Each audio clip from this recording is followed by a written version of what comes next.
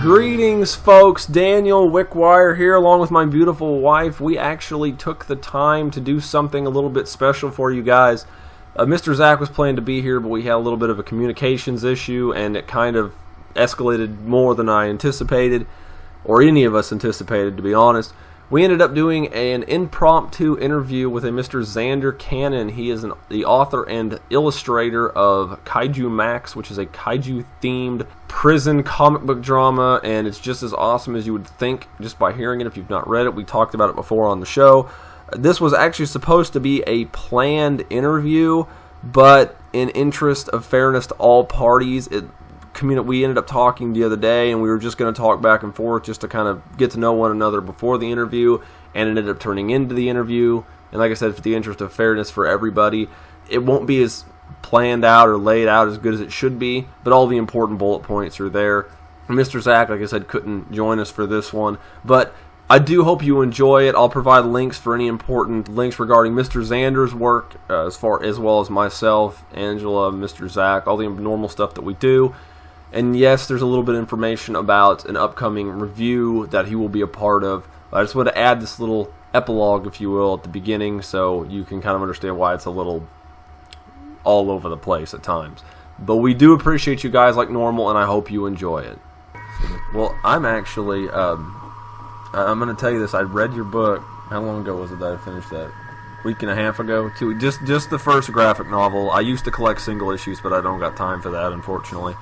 Right, or money, I'm sure. Oh yeah, exactly. I have I have 2 long boxes of stuff that I have right now that I want to keep, and I have not bought a comic in years. So yeah. But I will buy graphic novels, so I'm waiting for Volume 2, which of course isn't out till like next year or this year sometime. Correct? Yeah, next couple months. Okay. April, maybe. I can't remember. I can't remember most of the characters' names. Right. That's nothing to you, but it's just me. No, totally. And I mean, the naming process is pretty arbitrary anyway.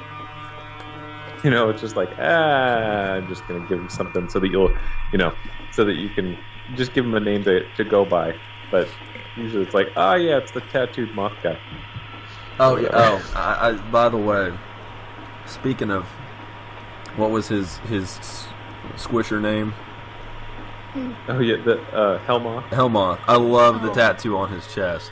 That is the most brilliant thing ever, the Lepidopteran. Yeah. I actually went to college for entomology.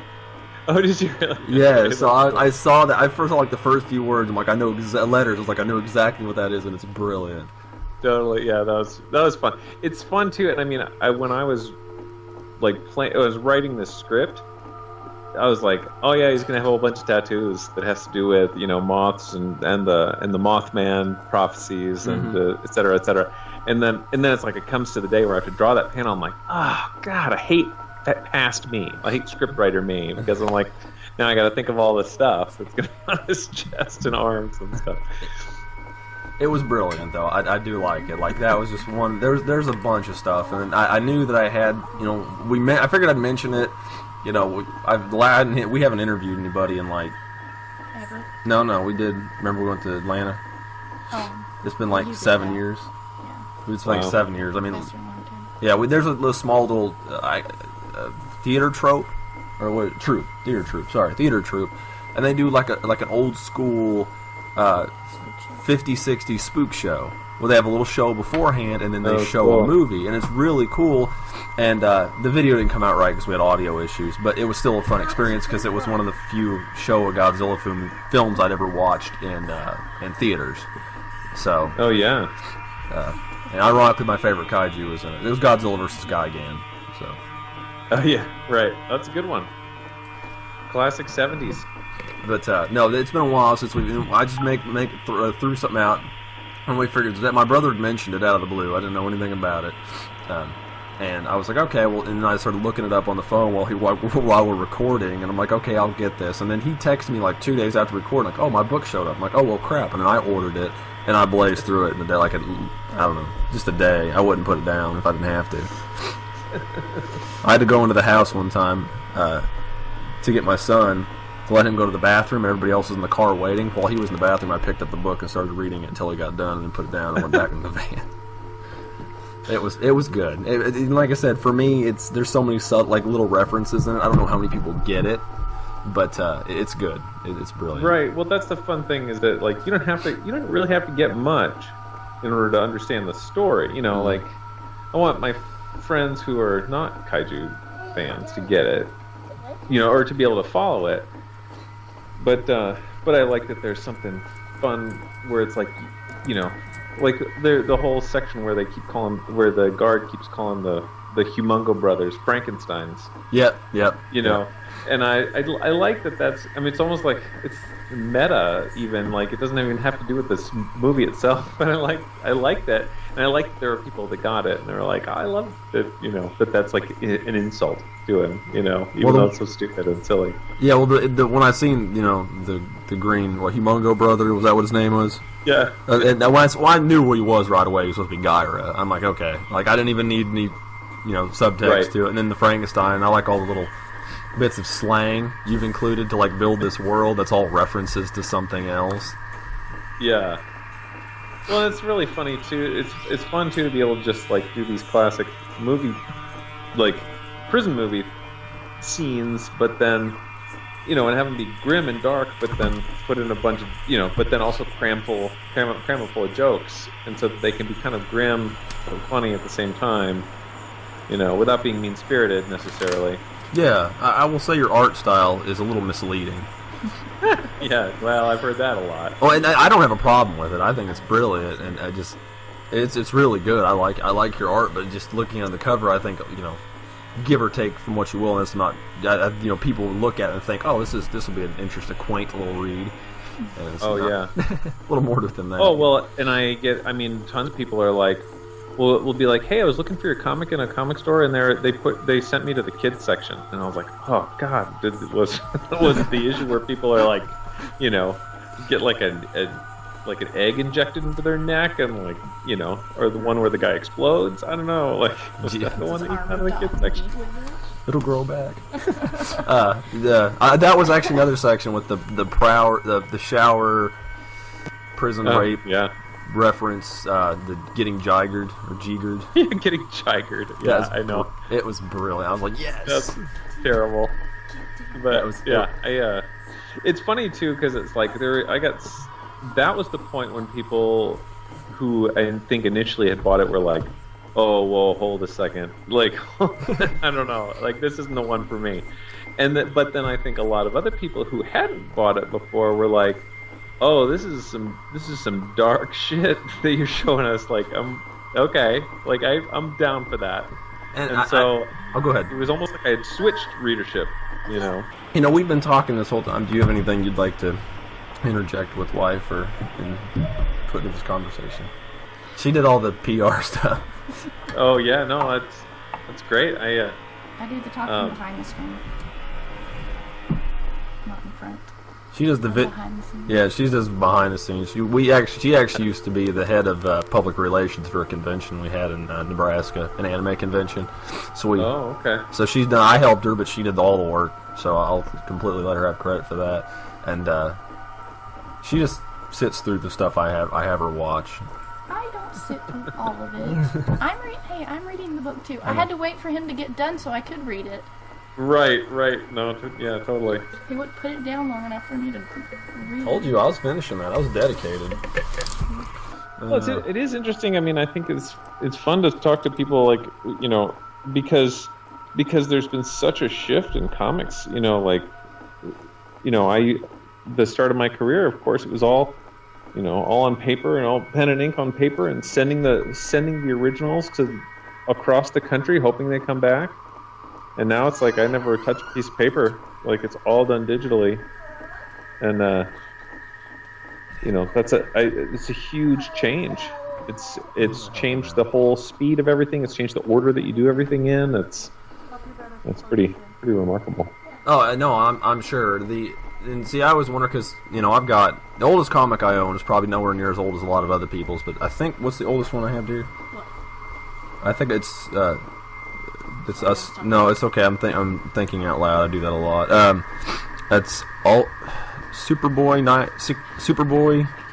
96. It's the first appearance. I don't know how big you are into superhero comics. I know you said you read them, but it was old Superboy 96. That was the first appearance of Ultra Boy or Ultra Lad from the League of Superheroes. What do they call them? I can't remember. That's like from 1961, July of 1961. That's the oldest comic I have. And I know it was a lot different, of course, then than it is now. And even when you were started, apparently, which I don't even know when you started, to be honest. Well, I started doing comics in '93. So. What did you start writing? I'm curious. I did a book called The Chainsaw Vigilante, which is a spin-off from The Tick. Oh, nice. I love The Tick. Yeah, everybody loves The Tick. It's, but yeah, it's, and so that was a really short-lived. It was a really short-lived thing. But then I did a creator-owned book called The Replacement God, which is like a fantasy adventure, Lord of the Rings type sort of high fantasy, and then did a whole bunch of freelance stuff between like '98 and 2011 maybe. That was kind of a little bit of this and a little bit of that.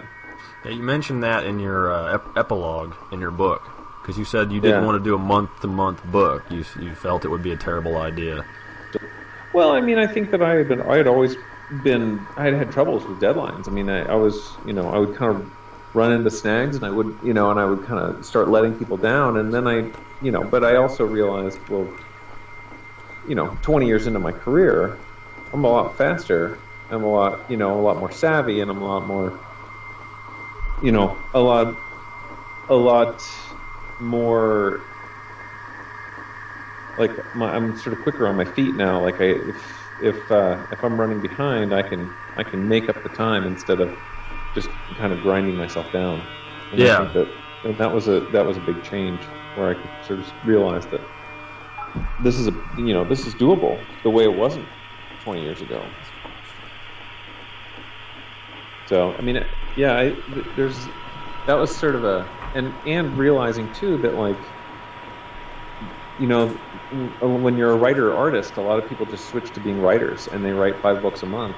And that's what so many people that I knew did. I mean, I was kind of coming up with Brian Michael Bendis and Ed Brubaker and a bunch of those other guys. I mean, those guys were all writer artists in the '90s, and then they kind of were like, started getting better writing gigs, and they just sort of, the fact that they're artists helps them write comics, but they just started doing writing full time, and I just wasn't willing to do that, because I liked, and I had a slightly more conventional mainstream style than those guys, but not much, and so I really struggled, where they kind of took off, and I really struggled, and sort of felt like, my art style fit in the mainstream, and my writing style was maybe not what they were looking for either, and so I kind of had to do my own thing. Have you always been you've always been a writer artist, you said, correct? Yeah. And I just want to make 100% positive that I got all that correct, but I agree with you to the extent that, at least when you're doing the story for a book or anything, movie, script, it doesn't matter. You, of course, have that idea on paper. You are writing this. You are essentially, if it goes in the order of story art, like it generally does, or story visual media, you have that control. But once it shifts to another person's hand, it kind of, I feel like it skews it a little bit, because you might not get exactly what you want. I know you have that communication with the artist, but you're still not going to get exactly what you want if somebody else does your art for you. Right, and you have to make peace with that. You also have to say, I have to find someone who's going to bring something to it. Who's not. It's where it's not going to be exactly what I was asking for, but it's better. And I think it's tough, because early in your career you don't get that, because you're not being teamed up with someone who. You rarely get teamed up with someone who's going to, like, improve it. At least to your eyes. But I mean, it's I like collaborating with people, but I also think like sometimes I work on stuff where it's so sort of like where I'm walking this tightrope of like tone that if somebody's taking something that's supposed to be sort of like a satire and ridiculous and over the top and bloody and turns it into something more conventional, it makes it harder as a harder sell. I don't know. Sometimes I really like the process of collaborating, and then sometimes I sort of feel like it's such a balancing act that I'd rather do it all on my own. And luckily, and I'm lucky in the sense that I can do that. Some people, haven't spent 30 years drawing, so they can't. So it makes sense, and I would really actually hate somebody else to draw your book. Like I said, with the limited experience I have with your book, is I don't think. I think people might, not all artists, because I know there's really good artists out there and they can do a really good job, but I just don't think it could capture the love for the genre that you have. You can tell in your art. Because like I said, I know it's a less conventional art than you think you would see in this kind of story, but you can see the love's there for the genre, and I don't think people would necessarily do it justice, maybe. And of course I won't know because it's not how it's being done, but...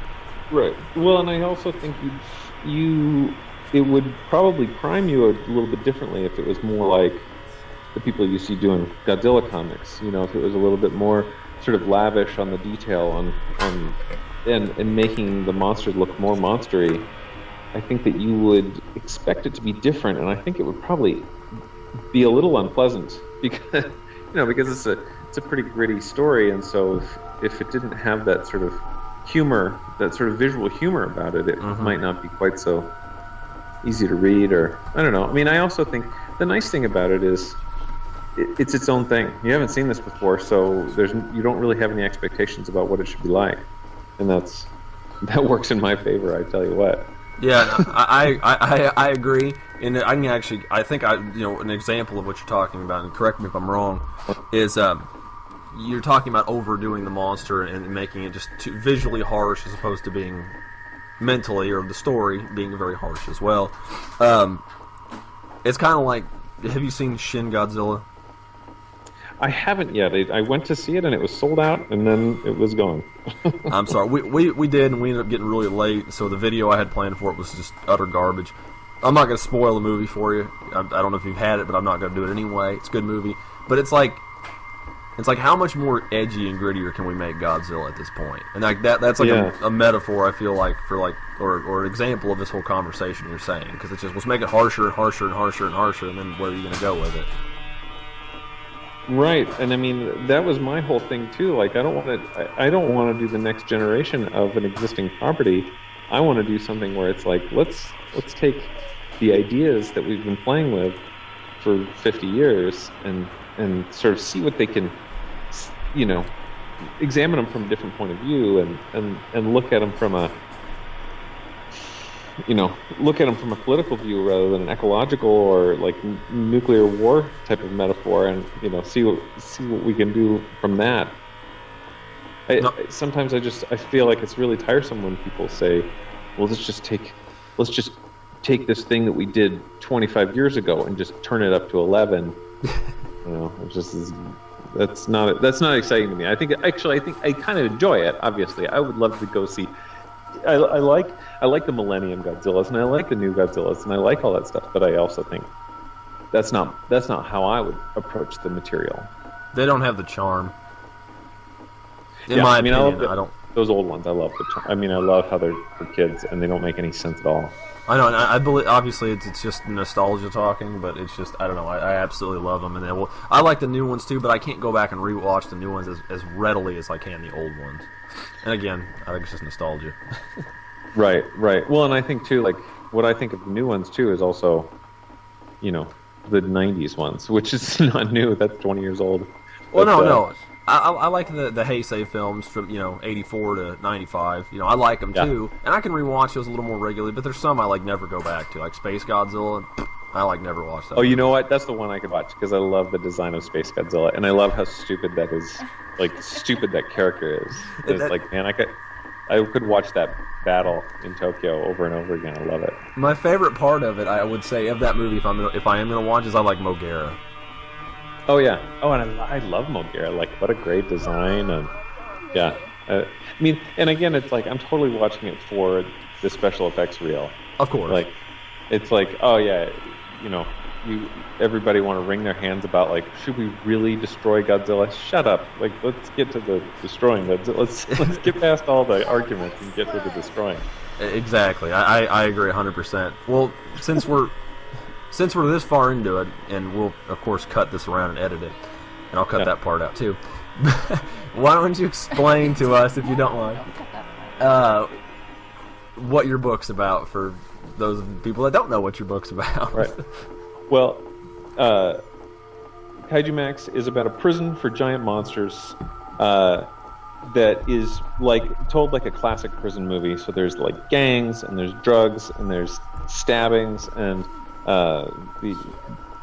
sort of a hard luck type of criminal comes to the prison. His kids are on their own. He has to escape, and he gets sort of drawn into the sort of maelstrom of corruption that is this prison. It's all kind of told with a wink and a nod to kaiju movies and to prison movies and to and it's all a little bit over the top and bloody. It's a hell of a lot of fun. Why would you want it any other way, though? Right. It's like I said. I talked about it not long ago in one of the kaiju movie reviews we did. I don't remember which one it was. I think it was KMR. Oh, I think it was when we talked about Godzilla Raids again. We did it like immediately afterwards.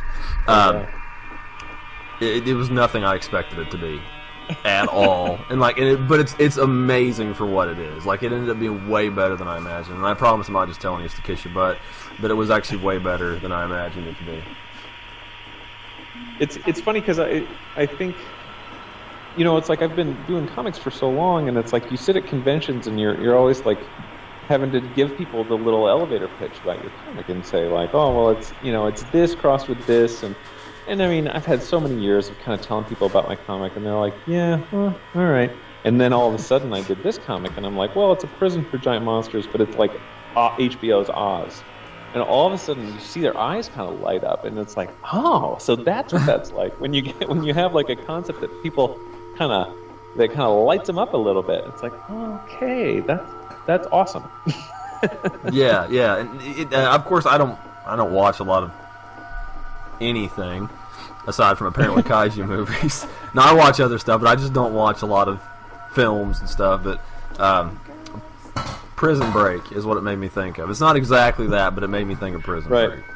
Well, it's funny because I like it when people compare it to Oz, because the only thing that people really remember about Oz is that it's so harsh. I mean, Oz is ridiculous, but it has, but it's always like, oh, there's stabbings and there's all this like horrifying stuff that happens, and I like that because then when you say it's like that, but with kaiju monsters, people are like, their head kind of twists around like, what? And so I mean, because if you say it's like Orange is the New Black or like Shawshank Redemption, you're like, oh, all right. But then you say it's like, oh no, it's like that stabbing and murder show, and then with kaiju monsters, I like that it mismatches in people's head. No, it makes perfect sense. I mean, that's the best way to put it. I mean, the more, of course, with a lot of people nowadays, no offense, not the stereotype, but the more violent you can make it, the better, I suppose, at times. So. You know how us comic book fans are. Yeah, well, and I think, it's... I like... It's funny because, when we were talking about, like... I don't really like sort of over-the-top violence when it comes to sort of a drama. But I actually do I like it a lot when it comes to satire, and I think that satire is really fun to then be like, oh, let's make this gruesome and over the top and ridiculous. I think that that's really fun, and Kaijumax is full of that.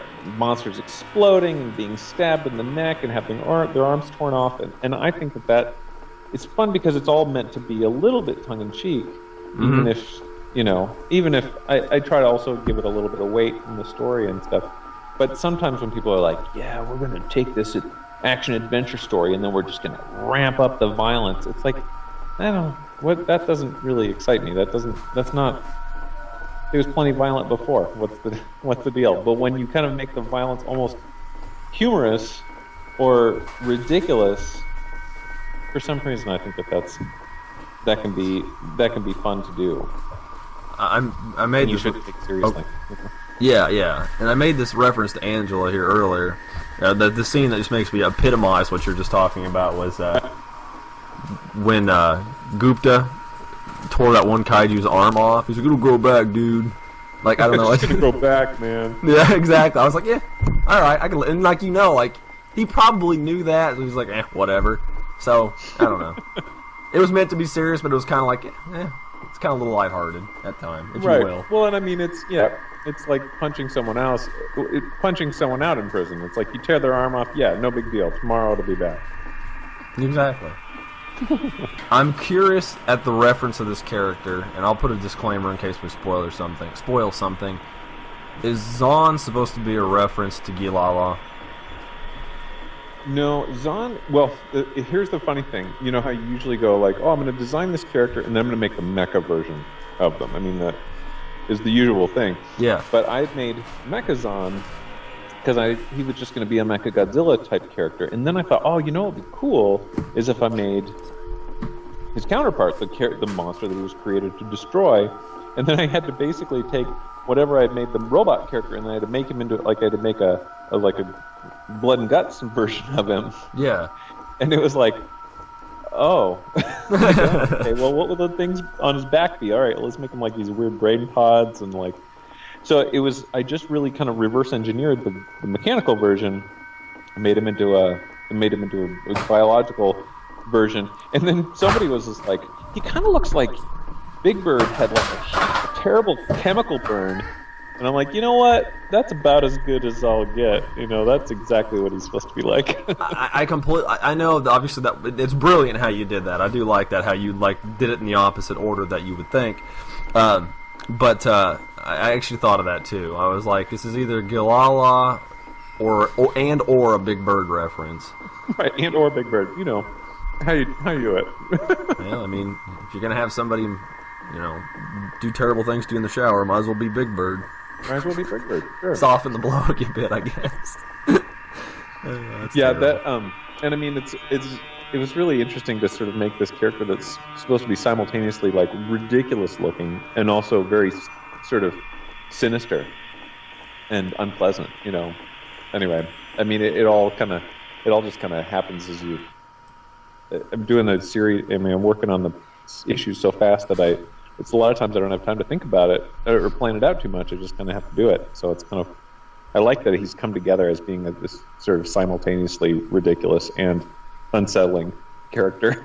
Well, see, when he first showed up, I didn't know how to take him. Like when he first showed up in the prison, because like he was very, I don't know, he didn't come off strongly to me as a reader, and he's like walked up to him and just reminded him that he owned him essentially. And then, that was the end of it. And, I just didn't know how to take him because he's so... I don't know, maybe you intended it, but he's very deceiving how he interacts with people. Yeah. But it's cool. I like him. He's good. I don't like him, but I like him at the same time, so... Perfect. Oh, go ahead, sorry. You want a character that you just want to follow. You want to see what he's up to, But I will say... what was that? Oh, yeah. My wife likes the creature of Devil's Creek. Yeah, he's one of my favorites too. And in fact, I'm working on season 3 right now, and he's the main character of season 3. Well, my wife's excited. That's exciting. Yeah, yeah. He's just a sad, pathetic little goat man, and yeah, I like him a lot. I think that he's really interesting. I like the idea that he's kind of like a sort of an Appalachia, like he's from Appalachia, and that kind of gets drawn into the Aryan Brotherhood. Oh, does he? Well, I mean that's the cryptids are mainly supposed to be like that. Oh, that. I mean, not exactly, and nothing's 1-to-1 sort of comparison, but that's the idea behind them is that they're like the Aryan Brotherhood, and the Japanese ones are a little bit. They're kind of like the mafia, kind of like the Yakuza, and then like this various alien gangs that are like, whatever, maybe like the Russian mob or something, and it's not ever supposed to be exactly so, but no, that makes sense. But you have to draw a basis for all these, and I do like how everything, like we mentioned at one point, was sectioned off, and it's all sectioned off, like all these people, and there's different bases for them. Like I like how you use cryptids, and then you used kind of like Japanese style monsters, and then space aliens, and even were the American monsters all just rolled in with cryptids, or are they a separate thing? I can't remember. Well, yeah, I kind of wanted to. It's like when you have all the main kaiju, you kind of want to have like a reference to them. So it's like I've done a thing with I've done things with Godzilla. I've done things with Mecha Godzilla. There's in the second season. There's a big thing about a Gamera-like character, and then and so it's like and then you want to do one with Mothra. You want to do one with King Kong, and so King Kong. I want to do something with King Kong where it's sort of like that the American monsters just haven't been around, but because King Kong is really the only one, and so I want to kind of have a big return of that at some point in the future. Question: since you mentioned the Gamera reference, and King Kong is going to be good, now you can always parallel that with the upcoming film if you really, really wanted to. Right. But are you referred to the Gamera reference? That's not in any correlation the creature that Dr. Zhang saw, was it, when she was little? Oh no, but I think that character may show up later as another take on Gamera. But the one that's in the second season it's called Zugaigo, Guardian of all Asia. Or no, wait, Protector of all Asia. I love it. Is it supposed to be a reference to the Heisei films or the old ones? Yeah, all it's all these flashbacks that are in black and white of of certain human characters interacting with them in the 50s or in the 60s. Oh gosh, I really hope this goes the way I want it to, but I'm not. I don't want to know. I've not read it, but that'll be good. That'll be good. I'm excited. I've in the past I've reviewed every Gamera movie at one point or another, and I love the movies, but I dislike them at the same time, except for the '90s ones. But right. I'm excited for that. That's good time. Yeah, I think it'll be up your alley. Another character I want to ask you about is I get the reference to all your Sentai characters and Henshin, Kamen Rider. Oh God, what's his name? I'm sure I don't know if you made a Gavan reference or not. More generally, just the Kamen Rider, the various Kamen Riders, yeah. Yeah, and all sorts of transformable characters, like Ultraman-esque characters, Spectre-Man. What's up with, is Gupta a reference to anybody, or is he just kind of like a stereotype you're filling? He was going to be just a Ultraman type character. He was a little bit like Ultra 7, with some of his designs around his that sort of armor on his shoulders. Mm-hmm. But I was really early on. I was really trying to make them distinct from each other. So I wasn't really trying to make any direct references with him. Makes sense. There's so many things I could ask you about millions of things in this book. But you need to ask something because I feel like I'm padding it out now. No, I want to ask this, but I don't want to just be the only one asking but questions. You know more about the. Well, you want to ask other stuff. The kaiju stuff. I do want to know if Zander's your real name because it's awesome. It is. It's Alexander. So yeah. I couldn't spell or I couldn't pronounce it when I was little, so I said Zander, and my cousin was about my age and said Zander too, and so that was it. That's cool because your brother couldn't say your name, or you couldn't say your brother's name, yeah. So you called him Woo. It's a good name to have when you're a cartoonist. Gets people to remember it. I was going to ask if it was a surname, or not surname, but a pen name. Sorry. Yeah, no, it would be smart as a pen name, but I've never been known as anything else, so it worked out great. Makes sense. Oh God, there's so many questions I could ask you about this book. Jeong. Yeah. Is he your Fall from Grace character? Well, he's Fall from Grace, and then sort of he's one of the main characters in the second season, and he's got a great flashback scene that I think you'll enjoy. It makes a reference to an extremely I wouldn't say obscure, but an extremely atypical kaiju movie. But yeah, it's like, well, actually, here's the interesting thing. I worked on a government project a couple of years ago that was about helping vets that had returned from Iraq and Afghanistan deal with PTSD by making comics about their experiences, just sort of like, to sort of get it out in the open and sort of and work through it, basically in art therapy, comics specific art therapy. And so I worked on that a lot, and so I learned quite a bit about PTSD, and I was chosen for this project because I had done my previous comic was called Heck, and it was about, and I had done that at a period of time where I was feeling pretty down, and my wife and I had a lot of challenges in our life, and so I'd done this whole comic, and it was about, and it was sort of the process of making that had made my life a lot easier, and so I wanted to do something that had to do with that sort of manifested PTSD in a more physical way. And so that was why I did this thing about Jong, is that I wanted to have him grow this armor on top of himself as a way to sort of show how he was sort of like manifesting PTSD and trying to protect himself from the things that had happened and how he felt about himself. And so that continues throughout the second season, anyway, yeah, it's interesting. Every once in a while, I hear from people who read the comic, and that's the storyline that really connects with them. They'll say, that's the thing, that's the one that I really started following, and that hooked me. So. I was wondering, by design, and this may not be intentional at all, he reminds me of like the newer 90s, 2000s on up type of Ultraman character, where he gets, like you said, the armor and the blades and look at me, Ultraman Zero kind of stuff. Yeah, and Ultraman Zero was part of it, and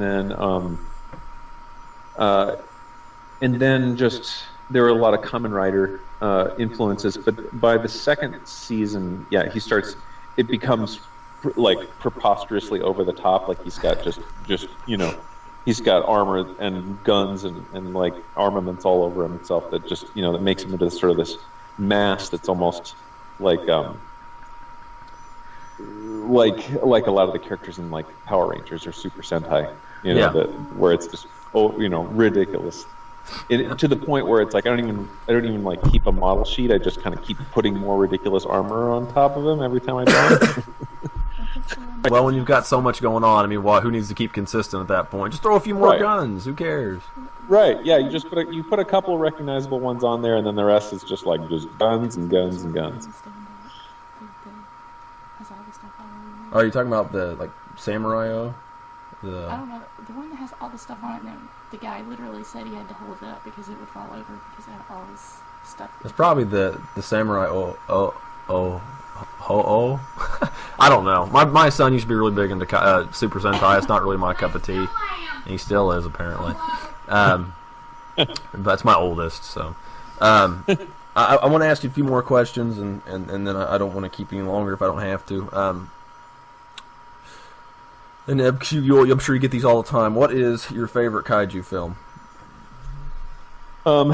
Well, I mean, it changes all the time, but the one that I usually say is All Monsters Attack, or Godzilla's Revenge, the like late 60s one where it's just like a clip show of all the previous decade of Godzilla movies. Yep. It's the worst. I mean, everybody says it's the bottom of everyone's list. Like everyone says it's the worst Godzilla movie, and I love it. Like I just think it epitomizes all of the most ridiculous things about Godzilla. It has the kid dreaming as Godzilla Island or Monster Island, and it doesn't even really quote happen in real life.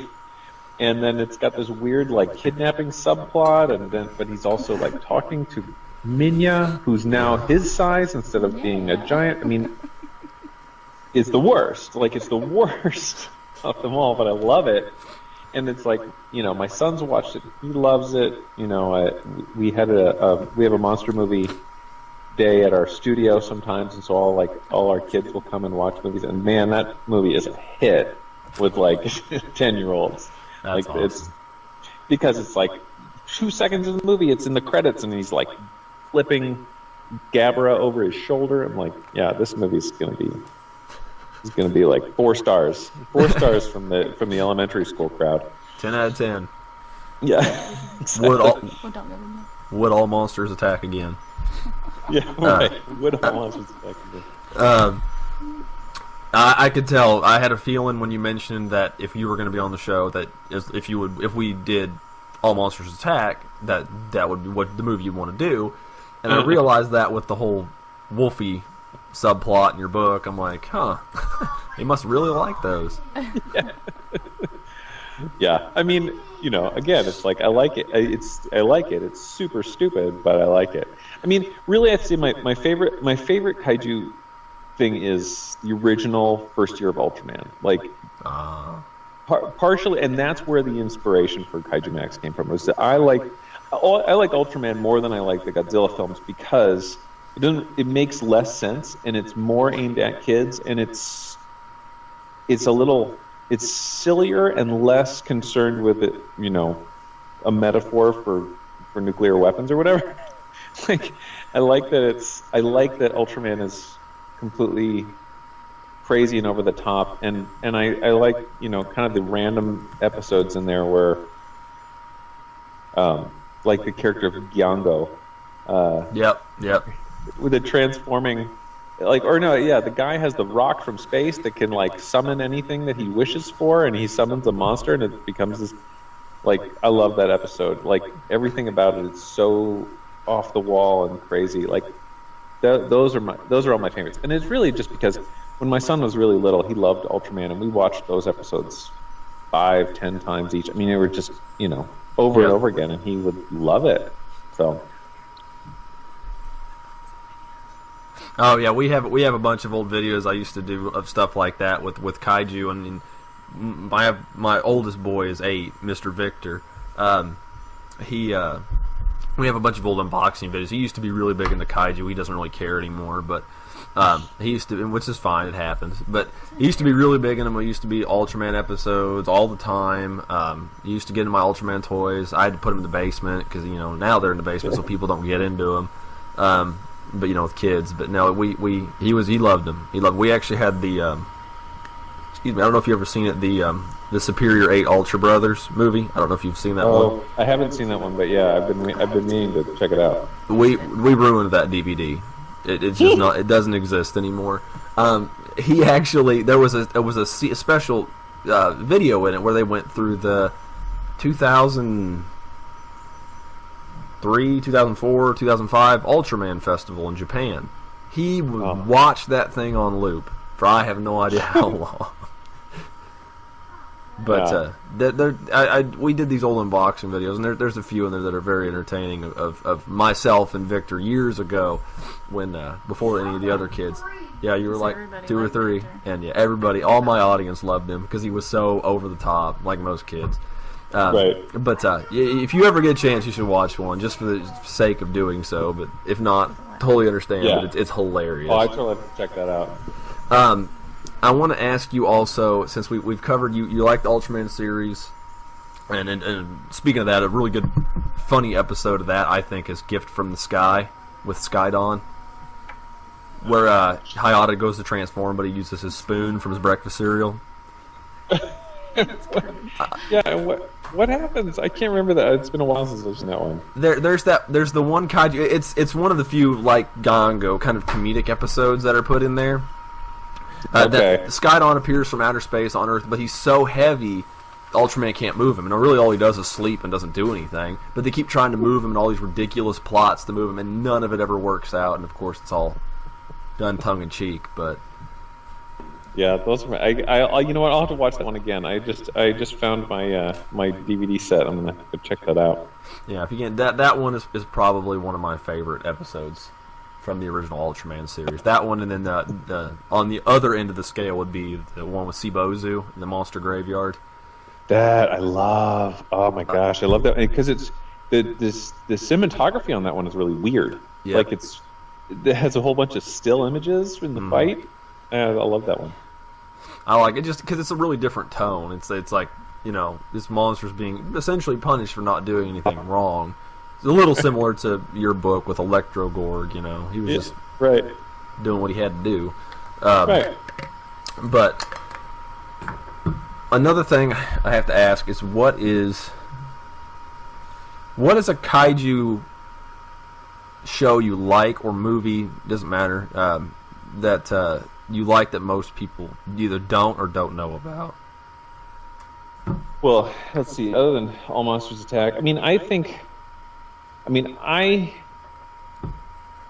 really liked. There's one called Red Baron. Oh yes, I love that shit. Because it wasn't as good as Ultraman, I didn't think, but it had a better concept because it was like, you know, the robots would battle, but then, because in Ultraman it was like, well, Ultraman battles the monster, and then all the rest of the Science Patrol is just sitting around on their hands, like, what are we supposed to do? You know, they might shoot at it or something.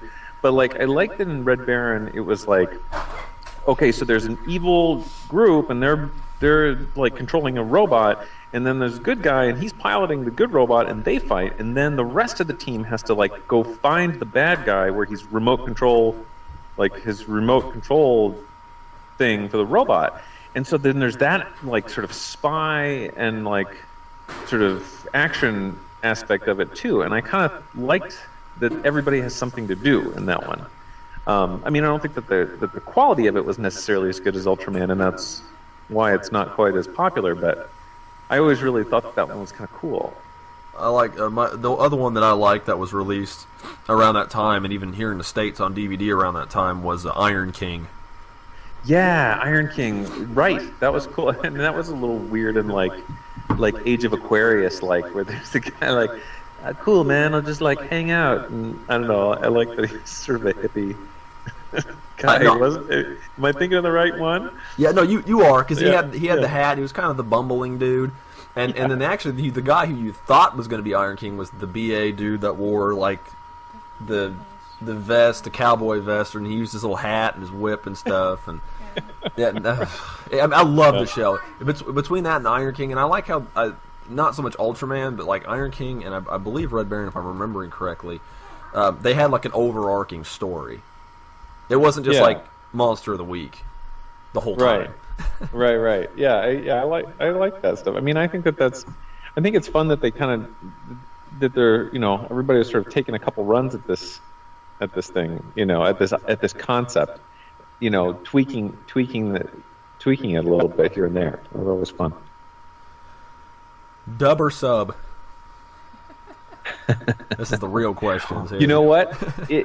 The thing is, I really liked that the Ultraman season, you know, the original season was dubbed because my son could watch it. Mm-hmm. You know, and it was always a little bit of a bummer when we would find something that's like, oh, it's just subtitled. Well, I guess I can kind of read you this stuff. Not that you need to know what's happening to enjoy it, but yeah, I would rather. My only concern is when something is re-edited for a Western audience and takes out the craziness that makes it awesome in Japan, like Power Rangers. You know, like Power Rangers is pretty crazy and awesome, but it's. I like watching Super Sentai because it's weirder. You know what I mean?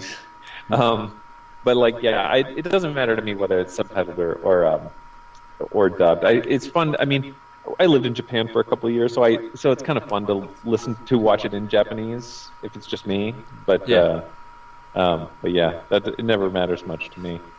Yeah, I know a lot of stuff they cut out because, of course, since you've lived there, you know, and of course this is not a topic up for debate, at least on my show, but that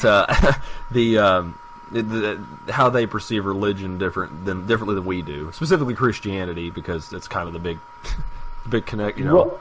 Yeah, and things that are kind of hot buttons in the West are not so much there. Yep. You know, they might have things that are a little too Nazi-ish Yes. for Western audiences, and you're like, yeah, you can be like, whoa. Or we'll just crucify our main characters on children's television. Right. I mean, because that's the totally logical thing to do. I mean, it's whatever. Right. But I understand that. A lot of people don't. Of course, if they're not into it or don't know anything about Japanese culture, they just think they're being offensive. And it's like, that's not how they perceive it. It's entirely different. Right. Right. Totally different. Yeah. Exactly. Do you have any more questions for Mr. Zander? Because I'm sure he's got things to do. I'll let him go. Okay. She's not going to ask you any more questions. I'll All right. keep him in mind. We're going to watch the series of unfortunate events tonight, or one of them anyway. Oh, awesome. If you guys have...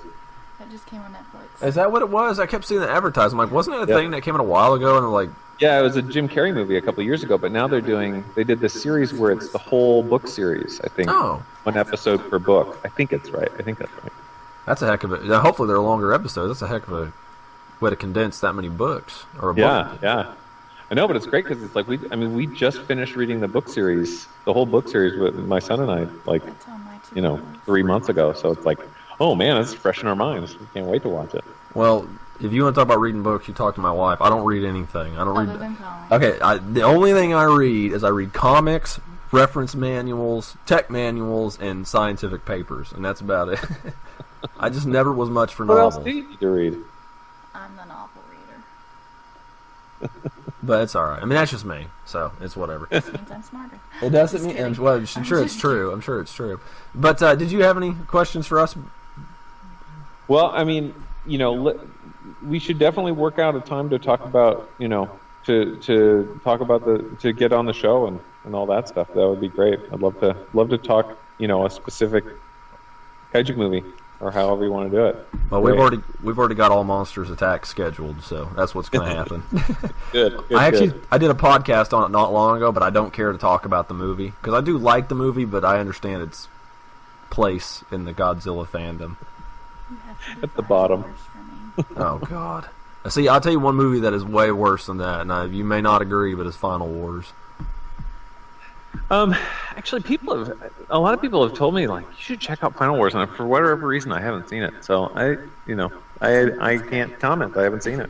I will say a lot of non-Godzilla fans like Final Wars, and that's nothing against them. I will watch the movie, and that's not saying anything against, like I said, Godzilla's Revenge. Forcefully, you'll watch it. No, I've watched it. I've gone back and watched every once in a while, and it's got its moments, and I like its callbacks. I just that style of film doesn't scream Godzilla movie to me, but I don't hate it. But I just don't think it's as good as.